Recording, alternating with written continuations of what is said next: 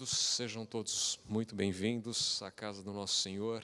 Que bom que você veio para buscar comunhão entre os irmãos, comunhão com Deus. Quarta-feira, já imagino que na vida de você já deve ter acontecido muitas coisas. Na minha semana, já está sendo uma semana bastante corrida e nós temos as nossas lutas, não? Mas eu louvo a Deus porque você está aqui hoje, você que está em casa também assistindo ao culto. Eu louvo a Deus porque certamente se você está aqui, você está dando a oportunidade de Deus te conceder as vitórias que Ele quer te conceder. E quais são essas vitórias?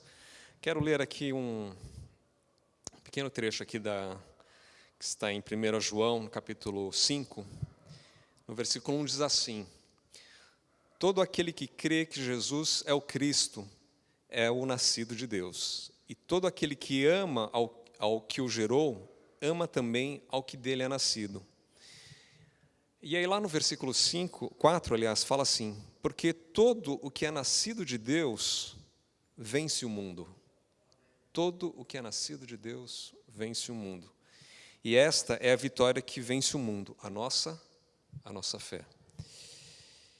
Então, meus queridos, eu não sei como foi o seu dia, espero que tenha corrido tudo como você esperava, mas às vezes as coisas não saíram como você esperava. Se você recebeu uma notícia não muito agradável, se você ficou sabendo de coisas que trouxe tristeza ao teu coração, trouxe desânimo,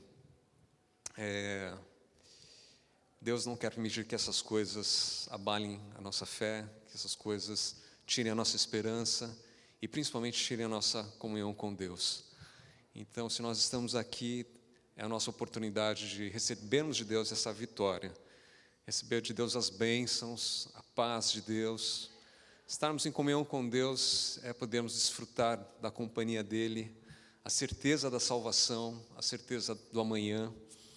É Deus, mais uma vez, fazer com que as nossas esperanças voltem a arder no nosso coração da volta do nosso Senhor Jesus, das promessas de Deus.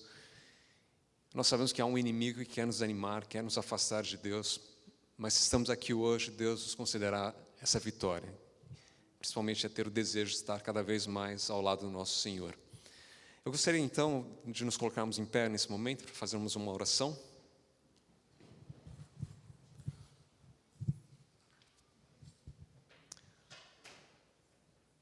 Querido Pai, Senhor nosso Deus, te agradecemos, Senhor, imensamente pelo dom da vida, pelas tuas bênçãos que certamente o Senhor derramou hoje durante o dia, durante essa semana. Mas te agradecemos principalmente porque hoje o Senhor nos chamou para estarmos em comunhão com o Senhor, para conceder poder, para conceder forças, para conceder a tua paz, para encher o nosso coração do teu amor, Senhor, e afastar da nossa mente tudo aquilo que nos traz desânimo, que nos traz tristezas. O Senhor é que opera a cura, Senhor, das nossas almas, do nosso espírito. Te agradecemos por isso e te pedimos, Senhor, que venha preparar o nosso coração, a nossa mente, para estarmos em plena comunhão com o Espírito Santo, Pai. Abençoe todos os nossos queridos parentes, amigos, familiares, e vem estar conosco, por favor, nesse culto. É o que nós pedimos, te agradecemos em nome de Jesus. Amém. Podem se assentar. Nós vamos agora louvar a Deus. Eu gostaria de chamar o pastor Tony para nós louvarmos a Deus. Tá ali, isso, pastor, tem um microfone ali. Rei dos Reis, hino de número 73. Vamos cantar com todo o entusiasmo. Colocar-nos em pé, vamos louvar o nome de Deus.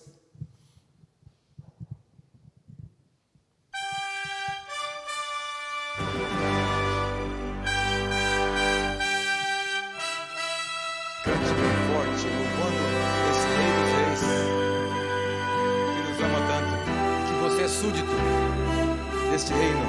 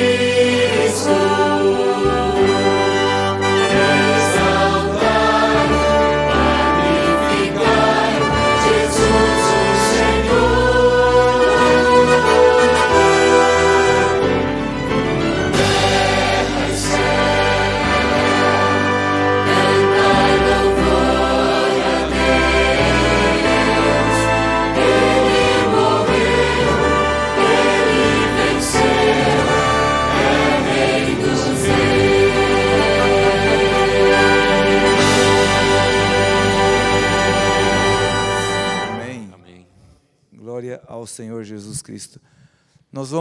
Podemos assentar, nós vamos, nesse momento, fazer o nosso momento de oração. E a gente já ora pelo início da programação e oramos também pelos pedidos que estão aí no coração de cada um de vocês. Você tem aí um pedido de oração especial no seu coração? Pode falar para nós, é isso? Podia até levar o microfone lá para ele, se alguém puder, pode ser.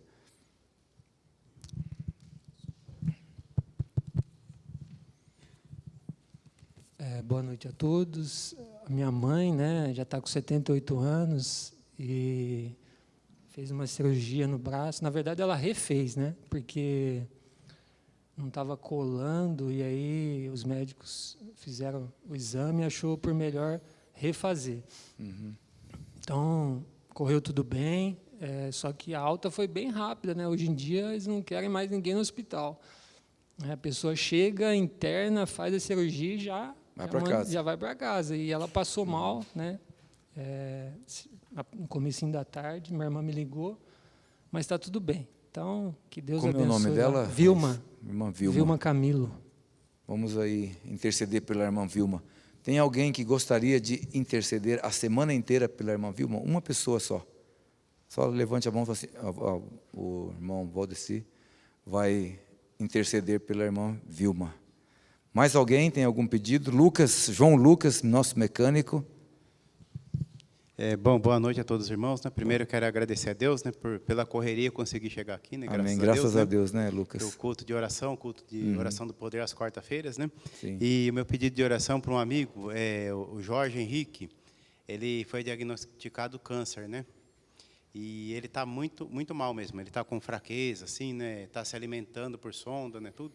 Peço que orem por ele. Tá fechou o esôfago, né? Não está conseguindo se alimentar. Repete o nome dele de novo. É Jorge Henrique. Jorge Henrique. Jorge Henrique, certo? Orem por ele. E orem também pelo meu trabalho, né? Que tem que fazer umas mudanças, umas coisas ali para Deus abençoar. Eu preciso de um voluntário que fique intercedendo pelo João Lucas durante essa semana. Carlos vai assumir. O Carlos vai assumir. Tá bom? Então, Gravou os desde nomes. já agradeço a todos. Obrigado. Amém. Irmão Misael. Boa noite a todos. Boa noite, irmão Misael. Pastor, não sei se o senhor lembra quando começou aquele curso bíblico, né? Sim. Eu pedi oração para uma amiga da minha filha, né? Chama Andréa Lima. Lembro. E a Andréa Lima ainda se encontra em coma na Santa Casa aqui de Misericórdia desde junho, né? Esse mês, essa semana, os médicos tiraram os aparelhos, ela continua respirando, mas não acorda, né? Então, a gente continua orando pela Andréa Lima e que Deus faça o melhor para ela, né? Se é hora de recolhê-la, eu tenho certeza que Deus pode restaurar ela. Né? Ela está na Santa Casa aqui de Campinas? Valinhos. Valinhos? Né? E o nome dela é Andréa Lima. Né? A gente continua orando por ela. Muito obrigado. Okay. Quem que gostaria de assumir essa intercessão? Lucas vai estar intercedendo, então, pela Andréa Lima, pelo seu pedido, irmão Misael. Carlos. Boa noite, igreja. Boa noite, amigo. Eu só tenho a agradecer para o Senhor estar na vida nossa, né, na Amém. presença. Amém. E queria pedir oração para uma mãe de um amigo, que ela está com câncer também no intestino. O nome dela é Cidinha, né? E para um amigo também, que é o seu Reinaldo, que está com insuficiência renal. Ele está fazendo hemodiálise. Bem. Quem gostaria de interceder pelo pedido do irmão Carlos?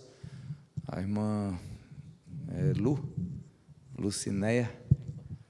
Gravou bem o pedido dele, do irmão Carlos? A Lucinéia vai estar orando por você, viu, Carlos, e pelo seu pedido. Há mais alguém que gostaria de fazer o seu pedido hoje? Eu tenho aqui nas minhas mãos, se alguém ainda não fez, pode usar o microfone. Agradeço a Deus pelas muitas bênçãos, agradeço pela recuperação da bebê Lídia, que está se recuperando de um derrame pleural. Peço pela senhora Regina, que está na UTI. Zuleika. Peço oração pela família Justino, e a família Muniz. Alguém pediu aqui, mas eu não sei quem foi. Então, tem aqui esses pedidos também. Quem gostaria de interceder pelo pedido da irmã Zuleika? Marcelo. E por esse pedido aqui, pela família Justino e a família Muniz. Quem que gostaria? O irmão Misael também vai estar intercedendo. O irmão Antônio também. Alguém mais tem algum pedido de oração? Sim. É isso. O seu Ailton, conversei com ele, né, no final da tarde. O filho dele, Alexandre, ele está com uma dificuldade enorme lá, por conta da Sônia, né, sua esposa, a nora do seu Ailton. Ela está com 4 tumores também, então ele está passando uma dificuldade muito difícil lá. E, inclusive, o seu Ailton também, que é um amigo nosso aqui, né, eu convidei ele para estar aqui com a gente. Ele falou: Sérgio, não estou conseguindo nem andar, vou ficar aqui. Se você tiver o link, você me manda o link que eu vou acompanhar. Eu falei: tá bom, seu Ailton. Então, família do seu Ailton também. No nosso link vai estar disponível a partir de amanhã, né? Hoje não temos link, está sendo gravado e vai ser postado no nosso site, devido à nossa internet que está com um problema. Mas você que está assistindo depois aí em casa, pode orar por esses pedidos também e colocar os seus joelhos no chão e participar desse momento de oração. Marcelo? Bom, eu gostaria de agradecer, porque hoje foi um dia bem corrido. Fui para São Paulo, depois fui para Atibaia, peguei estrada, peguei muito trânsito em São Paulo, toda a marginal parada, com chuva. E, enfim, mas agradeço a proteção de Deus, mas principalmente por estar aqui agora. Amém. E eu gostaria de continuar pedindo que os irmãos orem pelo pastor João Paulo. Não sei se o pastor conhece. Mas, né? E ele está se recuperando da Covid também. A gente sabe que é uma doença traiçoeira. Ele está se recuperando um pouco, mas a gente nunca deve baixar a guarda, né? Amém. Alguém que ainda não está intercedendo por alguém, gostaria de interceder pelo pedido do irmão, do pastor João Paulo, pedido do irmão Marcelo? Ele foi uma das pessoas que esteve na minha conversão, que me ajudou muito na minha conversão. Então, vamos interceder, né? muito a ele. A irmã sempre não... Como é que é? A irmã Adelina, só perdoa, viu? Eu não... Adelina. Mais alguém tem algum pedido de oração? A Adelina vai estar intercedendo pelo pedido do Marcelo. Bem, vamos ajoelhar então e vamos todos interceder, cada um pelos seus pedidos em silêncio, tá bom? Aqueles que você já assumiu aí, você intercede em silêncio 1 minuto, e depois eu vou fazer uma oração final.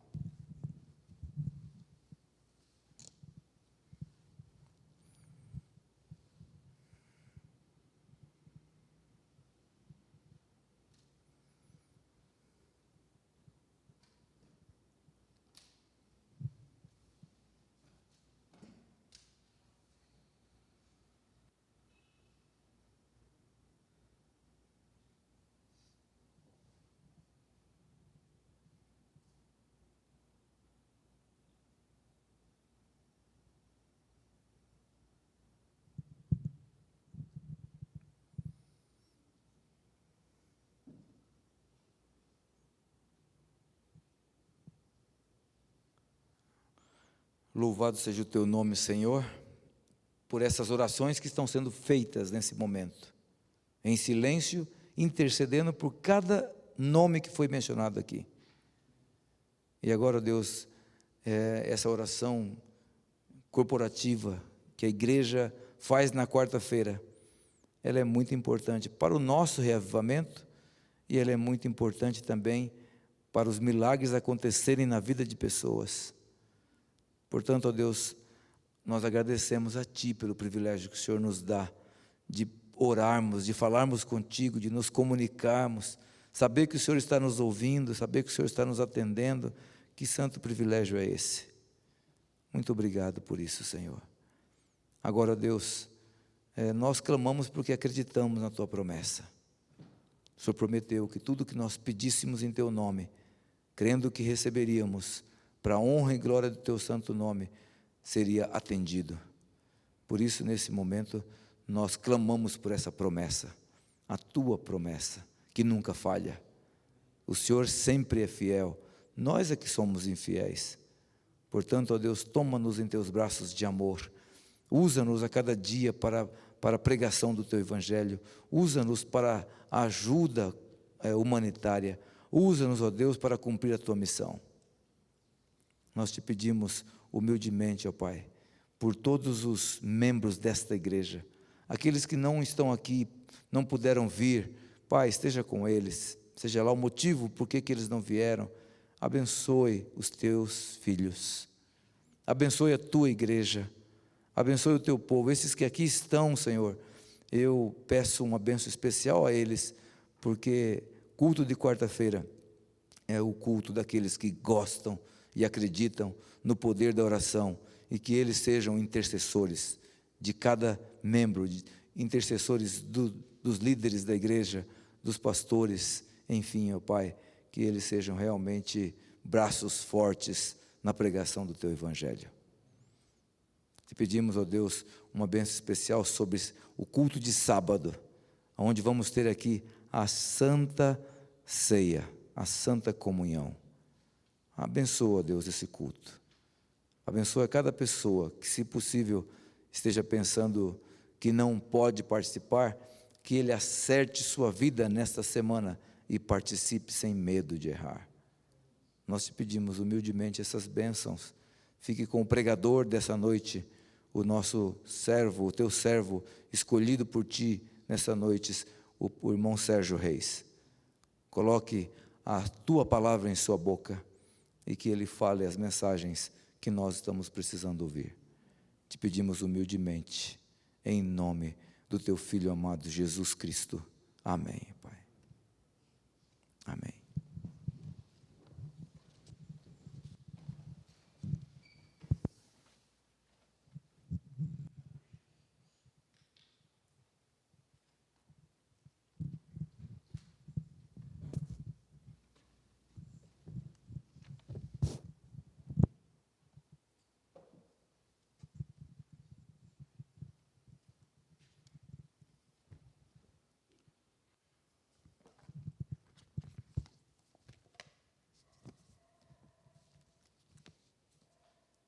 Boa noite. Pedrão, você consegue colocar aí? Por gentileza. Acho que já está ligado aqui também, né? Deixa eu ver. Bom. Tudo bem, gente? Privilégio estar aqui mais uma quarta. Como o Marcelo falou, acho que nós estamos bem cansados, né? Final do ano chegando. Todo mundo, a maior parte, pelo menos, de férias já, né? Mas ainda a corrida continua.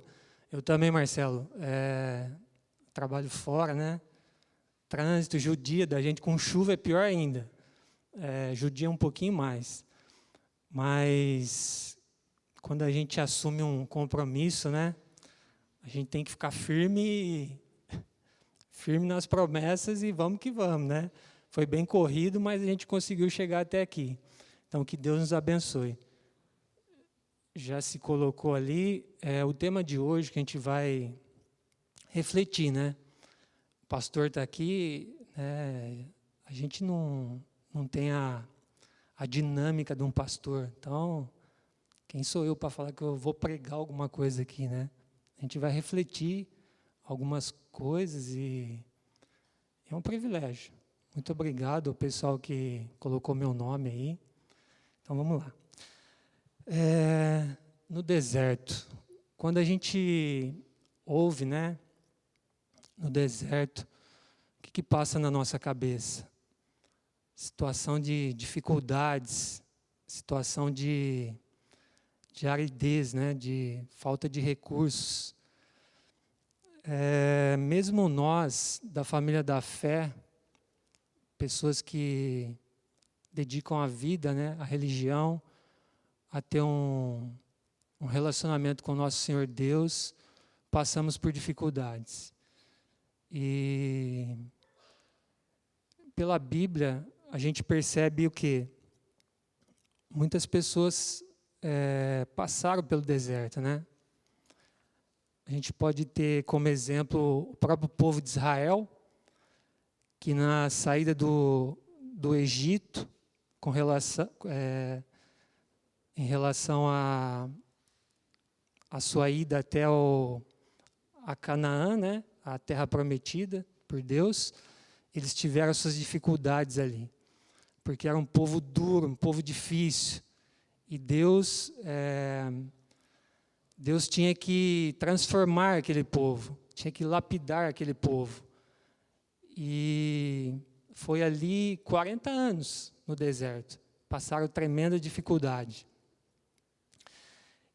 Tem outros personagens bíblicos também que passaram pelo deserto. A gente pode citar aqui Abraão, Moisés, Davi, Jeremias, Elias, Eliseu, João Batista, Caleb, Josué, né, juntamente com Moisés, e o próprio Jesus, que passou 40 dias e 40 noites na tentação do deserto.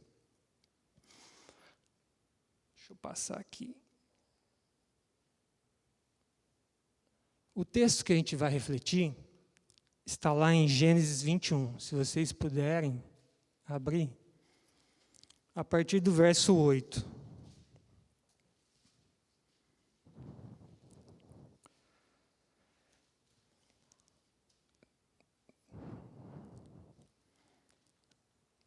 Antes da gente fazer a leitura, eu vou fazer uma breve oração. Senhor Deus e Pai, Senhor que é o nosso Deus, o nosso Redentor, que Teu Espírito Santo esteja com a gente, Pai. Que Ele possa conduzir esse momento aqui, que Ele possa se fazer presente na nossa vida, nos nossos corações, que Ele possa também nos dar entendimento, Pai. Que Teu poder esteja aqui presente nesta casa hoje. Colocamos tudo que fizermos aqui, que ouvirmos aqui em Tuas mãos. Em nome de Jesus, amém. A partir do verso 8, eu peguei uma versão que ela é mais completa, ao meio da revista atualizada. Então vamos lá. Isaac cresceu e foi desmamado. Nesse dia em que o menino foi desmamado, deu a Abraão um grande banquete. Vendo Sara que o filho de Agar, a egípcia, a qual ela dera luz a Abraão, caçoava de Isaac, verso 10, disse a Abraão: rejeite essa escrava e seu filho, porque o filho dessa escrava não será herdeiro com Isaac, meu filho. Só para dar um pano de fundo aqui, a história é o seguinte, vocês conhecem a história, né? Sara, ela é estéril, e ela resolveu dar uma ajudinha, né, com relação às promessas de Deus. Então, ela pegou a sua serva e entregou a seu marido Abraão. E aí, nasceu um filho da serva, né, que era Ismael, e a própria Sara também engravidou depois. E nessa gravidez nasceu Isaac. É disso que nós estamos falando aqui exatamente. Verso 11. Pareceu isso muito penoso aos olhos de Abraão, por causa de seu filho. Olha o verso 12. Disse, porém, Deus a Abraão: não te pareça isso mal por causa do moço e por causa da tua serva. Atende a Sara em tudo que ela disser, porque por Isaque será chamada a tua descendência. Olha aqui Deus intercedendo aí, né? Já falando com Abraão aí. Mas também, verso 13, do filho da serva farei uma grande nação, por ser ele teu descendente. 14, levantou-se, pois, Abraão de madrugada, tomou o pão e um odre de água, pô-los às costas de Agar, deu-lhe o menino e a despediu. Ela saiu andando, errante pelo deserto de Berseba. Verso 15. Tendo-se acabado a água do odre, colocou ela o menino debaixo de uns dos arbustos. 16. E afastando-se, foi sentar-se defronte à distância de um tiro de arco, porque dizia: assim não verei morrer o menino. E sentando-se em frente dele, levantou-se a voz e chorou. 17. Deus, porém, ouviu a voz do menino, e o anjo de Deus chamou do céu a Agar e lhe disse: que tens, Agar? Não temas, porque Deus ouviu a voz do menino, daí onde está. Verso 18. Ergue-te, levante o rapaz, segura-o pela mão, porque eu farei dele um grande povo. Abrindo-lhe Deus os olhos, viu ela um poço de água, e indo a ele, encheu de água o odre, e deu de beber ao rapaz. E finalmente o verso 20. Deus estava com o rapaz que cresceu, habitou no deserto e se tornou flecheiro. Muito bem. Os principais personagens dessa história. Abraão, né, como vocês conhecem, foi o patriarca, o pai da nação de Israel. Sara, a legítima esposa, né, de Abraão, que era estéril e não podia ter filhos. Agar, mulher egípcia, serva de Sara. E Ismael, filho de Agar, né, juntamente com Abraão. E aí foi aquilo que eu comentei com relação, né, a Sara, que foi ideia dela entregar a sua serva a Abraão para poder cumprir as promessas de Deus. Qual o problema envolvido aqui? Deixa eu passar aqui. Problema envolvido. O relacionamento ali daquela família se tornou meio complicado, né? A gente imagina assim, uma mulher, um filho e um homem. Isso é o, vamos dizer, o natural. Agora, quando começa a envolver outras pessoas no relacionamento, né, a coisa começa a complicar. Então, ali se envolveu uma serva que gerou um filho, e aí a coisa começou a ficar turbulenta, porque, vamos dizer o seguinte, que a serva, no caso ali, ela começou a se achar, né? Porque antes da gravidez de Sara, ela falou, né, o Ismael, a geração vai ser dele, né? Depois, ele como filho de Abraão, a promessa vai se cumprir nele. Então ela estava toda. E quando o menino nasceu, Isaac, né, ela começou a perceber o quê? Uma rivalidade. E aí a coisa começou a deturpar. Ali no verso 12, deixa eu ver aqui. 9. Vendo Sara que o filho de Agar egípcia, que lhe dera luz a Abraão, caçoava de Isaac, olha só. Ali havia um conflito ali, né? Caçoava. E a verdade é que é assim, né? Quando nós chegamos a esse ponto na qual começa a ter conflito, começa a ter desespero, né?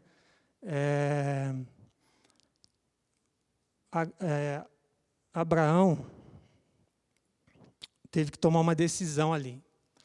Porque Sara chegou em Abraão e falou o seguinte, falou, ó, não está dando certo o convívio aqui, você vai ter que mandar essa moça aí, a serva aí, Agar, manda ela embora juntamente com o filho. Aquilo pegou pesado com ele, né? Porque é uma situação na qual era um filho. Imagina assim, independente da situação, apesar de não ser a mulher legítima, mas era um filho dele. E ele ficou, né, temeroso naquilo ali. E aí a gente percebe a dificuldade que nós temos em muitas circunstâncias da vida, né? Isso faz nos remeter à questão do deserto, né? E para a gente poder explanar um pouquinho, nós colocamos aqui 3 questões, 3 questionamentos, né?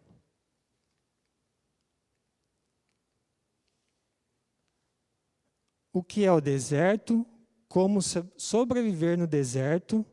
E o que Deus nos dá no deserto? Eu acho que a primeira questão aí, o que é o deserto, eu acho que a gente conseguiu mais ou menos ter uma noção, né? Que é um lugar de dificuldades, um lugar onde você não tem uma alimentação fácil. A temperatura no deserto pode variar muito durante o dia, né? Extremamente alta, até 40, 50 graus, e durante a noite ela despenca, né? Então, uma situação extremamente difícil. No caso de Agar, especificamente, se a gente fosse pensar, imagina assim, a situação, uma mulher, que normalmente a mulher, ela não tem toda a facilidade que um homem, por exemplo, tem, né? E principalmente naquela época, de repente, precisar matar um animal para se alimentar, de repente construir alguma coisa para eles poderem ficar durante a noite. Então, na cabeça de Agar, imagina assim, estava tudo mudado, porque ela tinha tudo, vamos dizer, porque ela estava junto com o patriarca ali, com Abraão, que a sustentava. Então, antes de Isaac chegar, filho de Sara, ela tinha todos os privilégios. E nesse momento aqui, ela ia perder todos os privilégios e, além disso, ela teria que encarar uma situação muito difícil, né? Imagina assim, uma mulher e um filho. A Bíblia relata que, e alguns estudiosos, que Ismael tinha por volta de 15 anos nessa época, um menino. Então, na cabeça de Agar, né, a morte era certa. E não só isso, a morte não só dela, mas do filho. Imagine a situação que ela estava vivendo. E uma das situações que a gente pode confrontar com isso que Agar estava vivendo é uma situação que nós vivemos, né? Na época, nós não tínhamos filho, eu e a minha esposa. Foi em 2012 que aconteceu essa situação. Alguns já conhecem, né, que a gente já contou essa história, mas a maior parte não conhece. Em 2012, eu e minha esposa, nós tínhamos 2 anos de casado, e nós morávamos em Paulínia naquela época, e a Lê começou a sentir uma dor no pescoço, que irradiava pelo braço, né? Naquela época, a Lê, acho que não tinha nem 30 anos, né? Super jovem. E a gente estava voltando de Guarulhos, eu lembro que a gente estava voltando de Guarulhos ainda, a Lê falou, amor, estou sentindo uma dor aqui do lado. Aqui. Você nunca preocupa, né? Você fala, mas isso aí não é nada não, Lê. Mas a dor persistiu. E ela resolveu ir ao médico. Aí foi ao médico, uma doutora atendeu ela lá. A doutora atendeu e falou, não, isso aí não é nada não. Isso aí é uma torcicolo, toma um remédio e vai embora para casa. Beleza. A Lê continuou sentindo essa dor e conversando com a mãe, como naquela época nós morávamos em Paulínia e ela trabalhava em Campinas. Aí a mãe falou, por que você não passa na PUC, né, que é um hospital muito renomado, né? Passa lá. E a Lê passou lá. E quando chegou, né, no atendimento, o pessoal ali tem uma expertise com relação às doenças, né? Quando ele bateu o olho assim no inchaço do pescoço da Lê, ele falou, não é da minha área, mas eu acho que isso tem relacionamento com o pulmão. Vamos fazer o seguinte, vamos fazer um raio-x e aí a gente vai ver o que está acontecendo. E aí começou o drama, né? Porque nesse raio-x ele identificou uma massa ali que não é o normal. E aí ele até consultou outros colegas lá, e aí ele chegou na Lê e falou, Lê, é o seguinte, Alessandra, você tem um problema sério aí, né? Então a gente vai ter que investigar, a gente vai ter que fazer alguns exames. E foi quando a Lê me ligou. Eu estava trabalhando, e aí ela me ligou e falou, ligou chorando, né? Você imagina a minha situação, quando eu atendi o telefone, ela estava chorando. Falou, porque a Lê, desde que eu conheço ela, pensa assim, uma mulher que é doida, que não para. Sempre está fazendo alguma coisa e sempre mais um pouco, sabe assim, esse tipo de pessoa? Ela falou, amor, eles vão me internar. E eu não posso ficar internado, porque eu tenho um monte de coisa para resolver. E chorando, né? Mas o que aconteceu, Lê? Ah, tem uma mancha no meu raio-x, tem uma mancha. Quando ela falou, tem uma mancha no meu pulmão, aí que eu quase caí de costas mesmo, porque 3 anos antes eu havia perdido meu pai de câncer de pulmão. Eu acompanhei a situação, né? E quando ela me falou isso aí, eu falei, meu Deus do céu, o que está acontecendo na minha vida? E é super recente. Meu pai faleceu em 2009, 2010 nós nos batizamos, né, e casamos, e 2012 aconteceu esse ocorrido aí. E ali começou a nossa luta, né, porque algo assim que eu já havia passado. Eu já imaginava o que a gente ia passar de novo. E a doutora que depois, com relação aos exames que foram feitos, tudo, a doutora Sandra, se eu não me engano, né, Lê? E ela começou a acompanhar o caso, e a Lê fez a tomo, identificou um linfoma, né? E esse linfoma bastante agressivo. Ela identificou um linfoma na região do mediastino. Eu nem sabia o que era mediastino naquela época. E é aquele espaço, né, que vazio entre as duas caixas aqui do pulmão, nesse vão aqui. Aqui ela tinha 12 centímetros de massa, de tumor. E ali, a doutora Sandra, né, muito ágil, falou, né, conversou comigo, com o pai também dela, falou, é o seguinte, o caso dela é bem complicado, só que totalmente reversível pela saúde que ela tem, né? Ali tem uma fotinha dela já, né? Fazendo químio. E, enfim, e aí começou a corrida. Teve que fazer um exame, chama imunohistoquímico, se eu não estou errado, né, amor? Me corrija aí se eu estiver errado. Esse exame é que definia exatamente o tipo do linfoma que ela tinha. Porque cada tipo é um tratamento que se faz. Existe um protocolo de tratamento para cada tipo de câncer, né? E aí foi identificado linfoma não Hodgkin células B. Eu me recordo que para poder fazer esse exame de coleta, Dr. Aquino, né? Ele que fez essa cirurgia aí.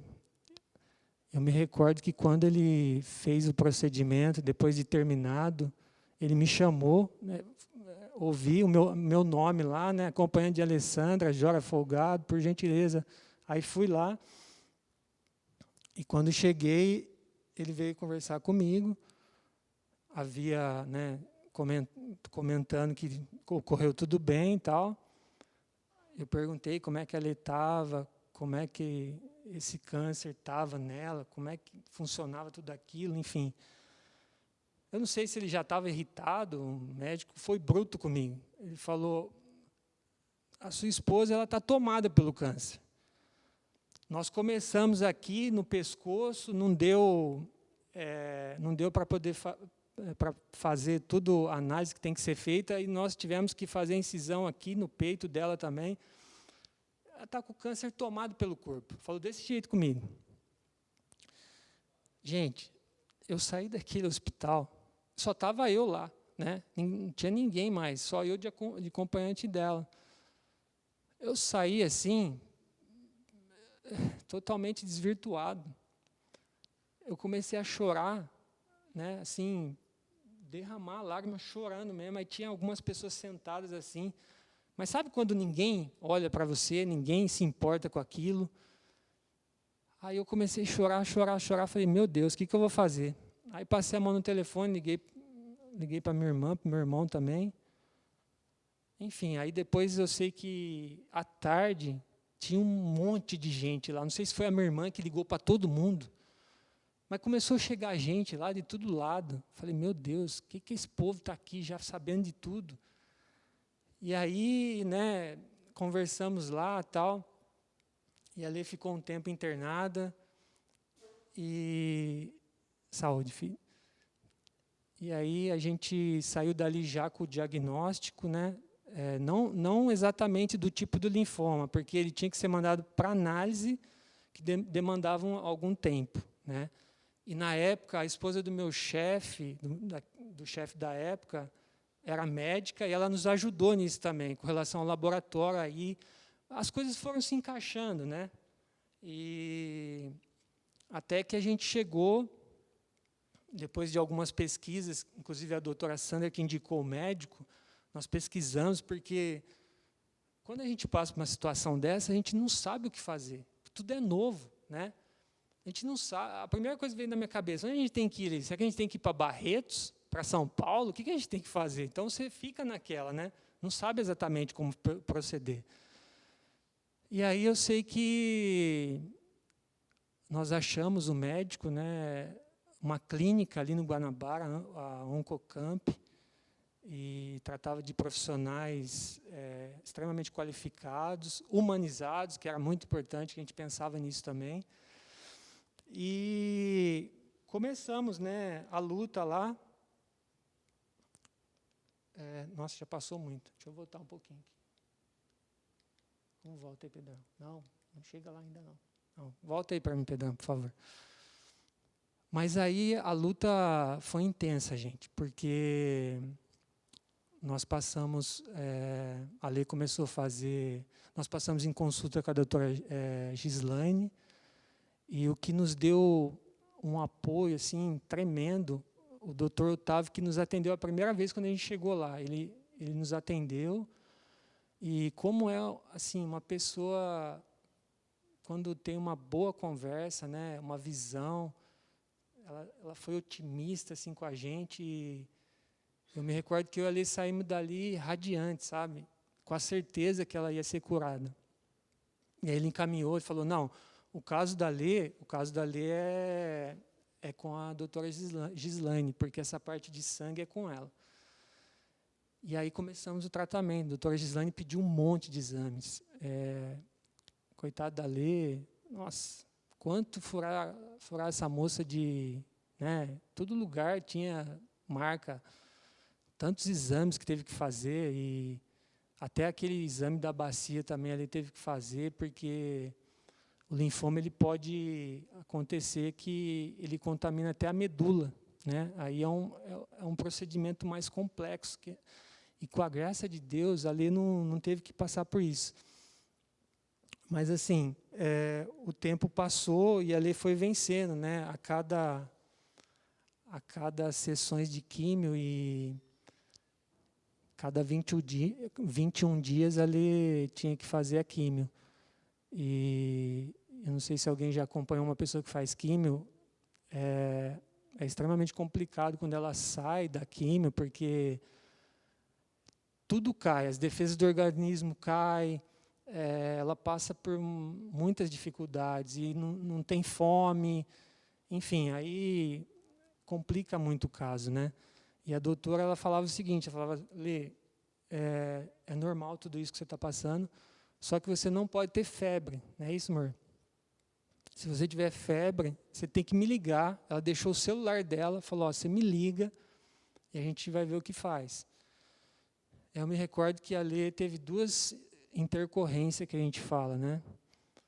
Uma, ela teve febre, e aí nós levamos ela ao hospital, ela ficou 3 dias internada, e depois, na segunda, deu novamente, até eu lembro como se fosse hoje, né? A Lê começou a esquentar, aí eu falo, amor, você está bem? Não, estou bem. Não, mas você está bem mesmo? Deixa eu medir sua temperatura. Não precisa, não vai medir não, porque ela tem horror ao hospital, de ficar internada. Pensa assim, uma mulher que tinha horror. E aí não, amor, eu preciso medir sua temperatura, porque se eu não estiver bem, né, você sabe o que a gente tem que fazer.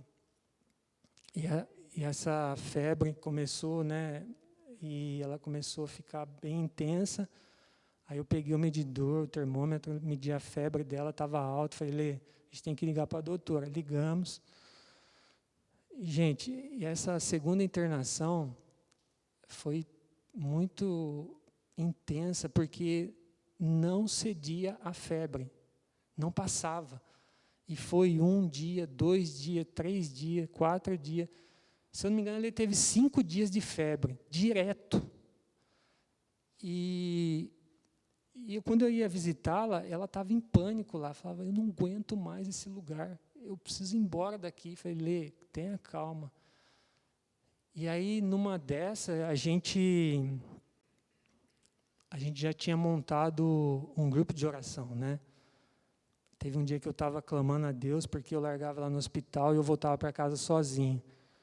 Eu clamando a Deus, e veio na minha cabeça, falei, eu preciso de 24 pessoas que façam, né, esse pacto comigo, com Deus, da gente orar por 40 dias. Essas 24 pessoas vão orar 1 hora por dia. E assim nós fizemos, nós orávamos, né? Cada dia uma pessoa tinha um horário. Todas as adventistas. Naquela época nós frequentávamos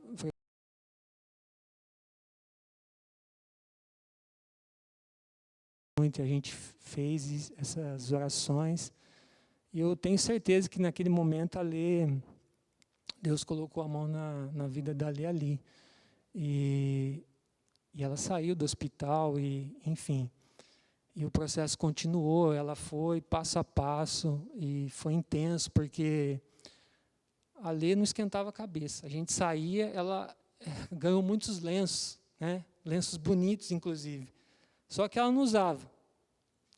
E ela ia ao supermercado careca, imagina. Aí eu falei, põe o lenço, o povo vai ficar olhando e tal. Não vou pôr nada, vou assim mesmo. Eu lembro, como se fosse hoje, lá em Arthur Nogueira, lá no supermercado, tinha uma mulher olhando ela, assim, ela careca, e eu só acompanhando, pegando a cebola ali, as coisas, e eu só olhando. Aquilo me incomodava, viu, pastor? E aquela mulher ficou encarando ali, e quando ela olhou, ela viu a mulher encarando, e falou, o que foi? O que você perdeu aqui? A mulher rapidamente saiu, eu ficava olhando, falei, Lê, o que passa na sua cabeça, minha mulher? Mas aí foi, né? Ela venceu as químios. A doutora Gislaine falou o seguinte, falou, ó, vai ser de 6 a 8 sessões. E com a graça de Deus, em 6 sessões, né?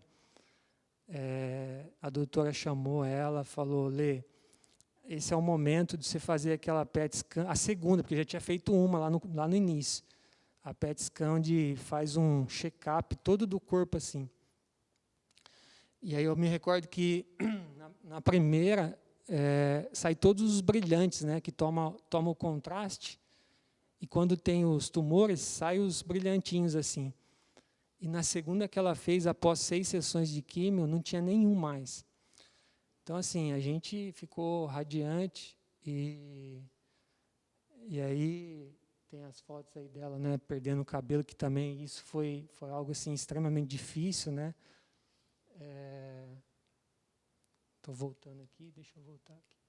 E aí a doutora comentou o seguinte, ela falou, ó, você venceu as químios, não vai ter necessidade mais, mas você vai ter que fazer a rádio também, porque a rádio é algo mais que vai poder te ajudar a não dar nunca mais esse tipo de problema. E aí também a gente começou a correr atrás, como funcionava.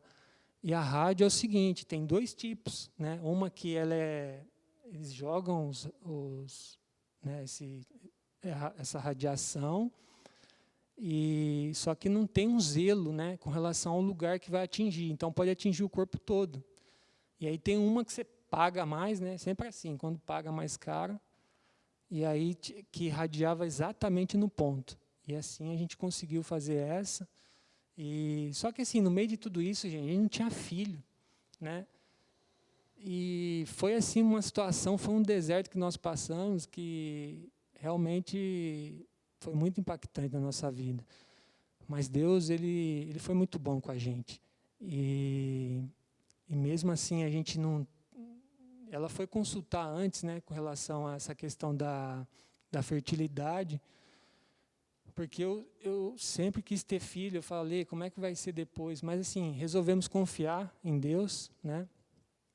E aí por isso que eu coloquei a fotinha ali dos lindeza de Jesus nosso. Não, deixa eu voltar aqui. Que aí Deus, né, logo passado alguns meses, né, do término do tratamento, acho que uns 8 meses mais ou menos, a Lê engravidou, né? E aí até ela falou, nossa, como é que eu vou chegar na médica lá? Nem acabei direito o tratamento, já falou que eu estou grávida. Falei, não tem problema, que ótimo, Deus abençoou. Mas esse foi o nosso deserto, gente. E com relação à continuidade aqui da nossa reflexão, né? O que eu fiz 3 perguntas, né? O que é o deserto? A gente já respondeu que é a dificuldade que a gente passa. No caso aqui exclusivamente do texto bíblico, Agar, né? Agar, seu filho, estava no deserto, estava passando por essa dificuldade. E a segunda pergunta é como sobreviver no deserto, né? Se a gente voltar lá no texto, no verso 17,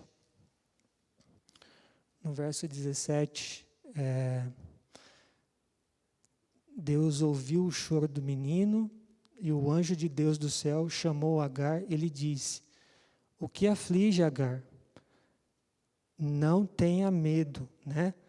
Então, as 4 ordens de Deus que nos dá a indicação de como sobreviver no deserto, né?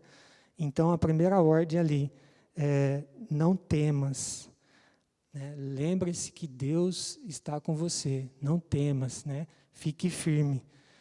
Em Salmo 23, 4, diz assim, ó, ainda que eu ande pelo vale da sombra da morte, não temerei mal nenhum, porque tu estás comigo, o teu bordão e o teu cajado me consolam. E a segunda ordem que Deus dá, né, aqui na minha versão, é levante-se. Está falando para Agar, levante-se, Agar, fique firme. E a terceira ordem, levante o menino, né, verso 18. Quando ele fala, levante o menino, né, não se entregue, fique firme, ajude o menino. Porque muitas vezes também a gente tem um problema, só que nós pensamos só em nós, né?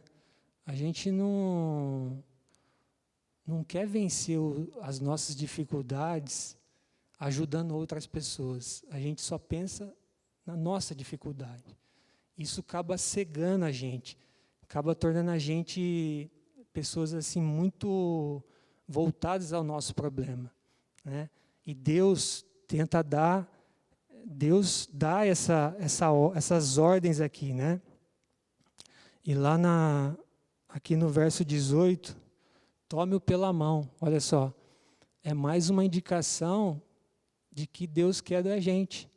Se você quer ser ajudado, ajude alguém, dê a mão a alguém, né? Isso, automaticamente, você ajudando alguém, você está se autoajudando. E aí, no verso 19, a gente lê lá que... Deixa eu pegar aqui no verso 19. Então Deus lhe abriu os olhos, e ela viu uma fonte, foi até lá, encheu de água a vasilha e deu de beber ao menino. Aqui, Deus simplesmente abriu os olhos de Agar. Porque quando a gente está numa tempestade, num deserto, numa situação difícil, a nossa tendência é fechar os olhos, né? Às vezes aquilo que vai resolver o problema está muito perto, muito fácil, Só que você está naquela loucura, naquele drama do seu problema, e você não consegue perceber, né? E o que Deus faz ali? Deus simplesmente abre os olhos dela. E aquele poço que a susteve depois com água, e depois ela ajudou o seu filho, né? É um poço que estava ali. Deus não simplesmente não deu um estalo de dedo e fez o poço surgir. Não, o poço encontrava-se ali. E é isso que acontece na nossa vida, né? Às vezes a gente clama a Deus, clama ao Senhor, pedindo, né? Me ajuda, me cura, faça isso na minha vida. Olha, as minhas mãos aqui estão vazias, né, Senhor? Enche as minhas mãos. Mas muitas vezes, o que seria melhor a gente fazer? Senhor Deus, abre meus olhos, né? Que pode ser que eu não estou conseguindo enxergar aquilo que é tão simples, tão nítido. Esse problema que eu estou pode ser resolvido. Só que o Senhor tem que me ajudar, porque, né, a minha cegueira, não estou conseguindo enxergar. Então, para a gente poder já caminhar para o nosso fim aqui, da nossa reflexão, a terceira pergunta, né? O que Deus nos dá no deserto? Então, foram 3 perguntas, né? A primeira, o que é o deserto, né? A segunda, como sobreviver no deserto. E a terceira pergunta, né? O que Deus nos dá no deserto? Essa pergunta a gente poderia responder de muitas formas. Mas existem 2 coisas, talvez sejam principais, o que Deus nos dá quando estamos enfrentando uma dificuldade, um deserto em nossa vida. Deixa eu passar aqui. São 2 coisas que eu penso que faz a diferença: poder e a graça. Se a gente pegar 2 exemplos, né, do cristianismo, um exemplo máximo de Jesus, quando ele esteve no deserto da tentação, onde qualquer ser humano, né, falível não conseguiria ter êxito, mas Jesus ali, com muita comunhão com Deus, ele recebeu o que ali? Ele recebeu o poder. E um segundo exemplo, né? Paulo, que também no deserto de sua vida, a Bíblia relata que ele tinha um espinho na carne. E por 3 vezes, né, ele clamou a Deus que retirasse esse espinho da carne. E Deus falou: não, eu não vou tirar, Paulo. A minha graça te basta, né? Então, aqui fica, né, a mensagem, aqui, 2 coisas que a gente recebe quando atravessa o deserto: o poder e a graça. E também a certeza que quando atravessamos o deserto e nós vencemos o deserto, a gente sai muito melhor do que quando a gente entrou. Amém? Que Deus nos abençoe.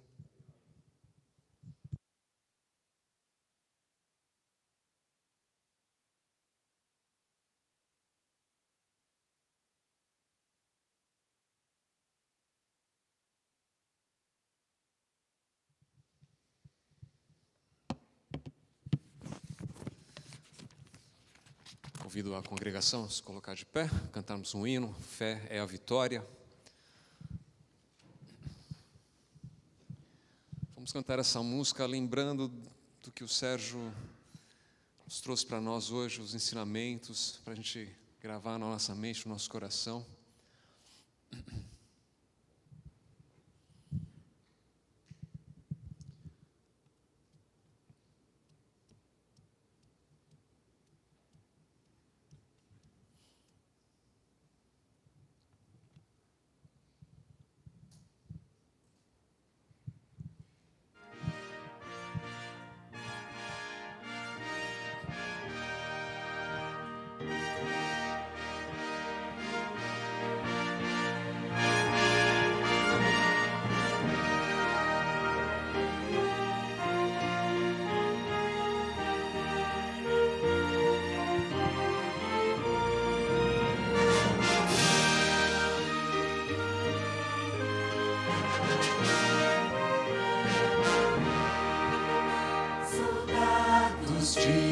Jesus, Senhor, cristão, ó despertai, da noite já as trevas vêm, depressa batalhai, e contra os inimigos vis sair a combater. A nossa fé vitória é, ao mundo irá vencer. Fé é a vitória, sim, fé sempre tem poder. Fé é a vitória, ao mundo irá vencer. Sob a bandeira que pra nós é o santo amor de Deus, trilhemos o caminho aqui que leva para os céus. Os santos crentes pela fé venceram Satanás. A nossa fé vitória é, e a todos traz a paz. Fé é a vitória, sim, fé sempre tem poder. Fé é a vitória, ao mundo irá vencer.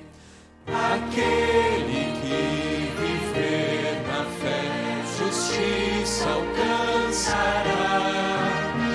Um novo nome há de ter, perdão receberá. Assim, bem firmes pela fé, unidos em amor, nós venceremos com poder que vem do Salvador. Fé é a vitória, sim, fé sempre tem poder.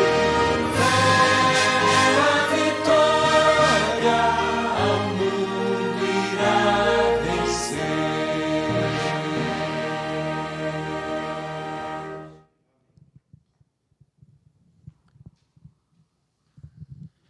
Senhor nosso Deus, maravilhoso Pai, que nós possamos colocar em prática na nossa vida, Pai. Que nós possamos sentir o Teu poder em todos os momentos de nossas vidas, que a gente tenha comunhão com o Senhor, que a gente tenha a atitude de estar sempre disposto a fazer o nosso melhor também, e com a certeza que o Senhor nos mantém, Pai, que o Senhor nos sustém. Nos dê uma boa semana, o restante de semana, na paz do Senhor. Guarde todas as famílias aqui. É o que nós clamamos, em nome de Jesus. Amém. Amém.